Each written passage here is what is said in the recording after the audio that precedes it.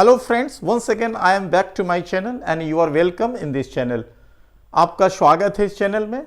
मैंने previous video में बनाया था आपको टाइम और टेंस के बीच में डिफरेंस, और today I am going to teach you simple present और प्रेजेंट जनरल और प्रेजेंट इंडेफिनिट।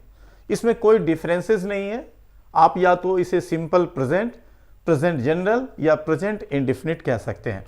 तो आइए सबसे पहले हम इसके डेफिनेशन पे जाते हैं। The simple present tense is used to denote an action in the following situations।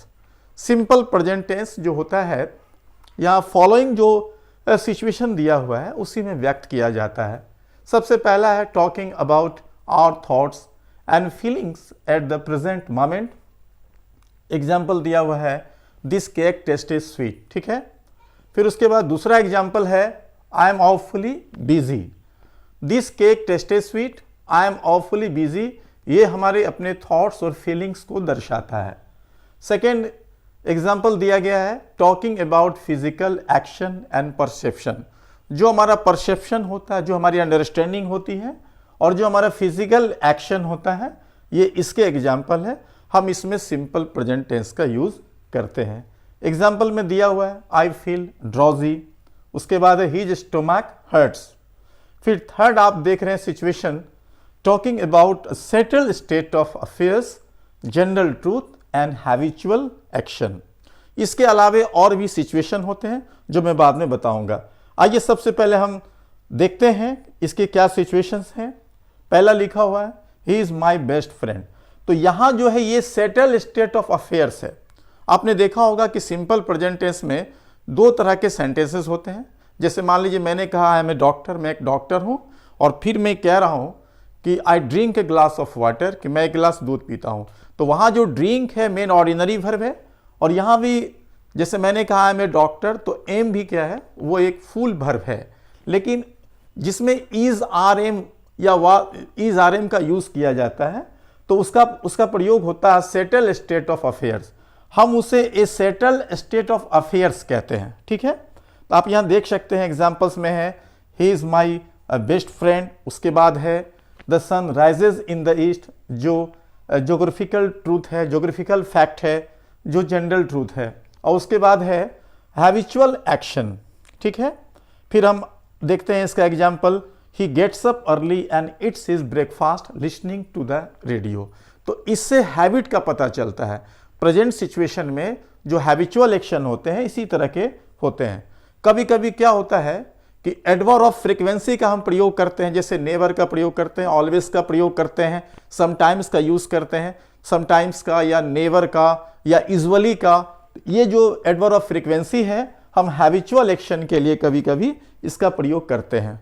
तो आइए दोस्तों अब मैं चलता हूं इसके स्ट्रक्चर पर।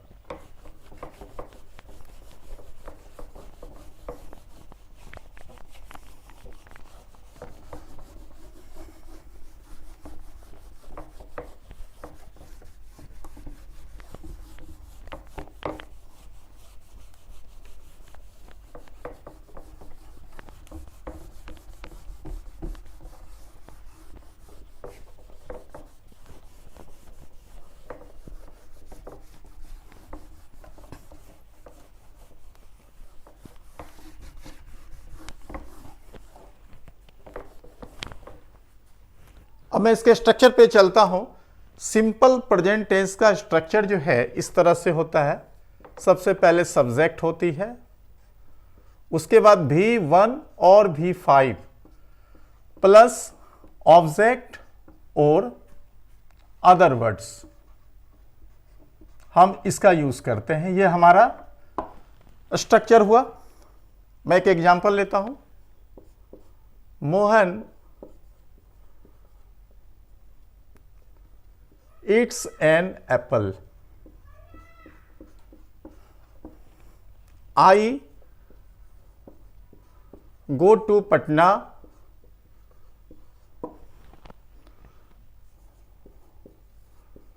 dogs are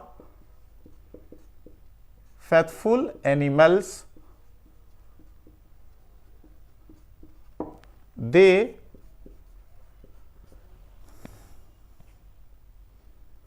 drink milk. आप यहां देख रहे हैं 4 सेंटेंस मैंने एग्जाम्पल में दिए हैं, सब्जेक्ट प्लस V1 और V5 प्लस ऑब्जेक्ट और other words. Mohan eats an apple, I go to Patna, dogs are faithful animals. इसमें जो ये आर है, एक्चुअली में इज, आर या एम का प्रयोग जो स्टैटिक प्रेजेंट होता है, परमानेंट होता है, हम उसके लिए इज आर एम का यूज करते हैं। और बाकी जो सेंटेंसेस है उसमें आप देखेंगे जैसे इट्स है, ड्रिंक है, तो ये मेन वर्ब हो गई, हम इसे मेन वर्ब कहते हैं, या इसे प्रिंसिपल वर्ब कहते हैं।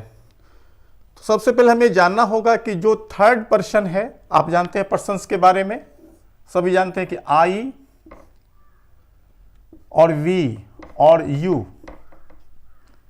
और दे, इसके साथ हम V1 का यूज करते हैं।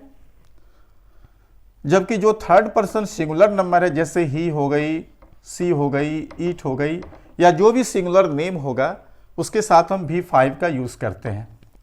और हम जानते हैं कि V5 जो वर्ब का फॉर्म होता है उसमें S या ES का यूज किया जाता है, और बाकी जो बेसिक फॉर्म है वर्ब का, जो पहला फॉर्म है, उसको यूं ही रहने देते हैं।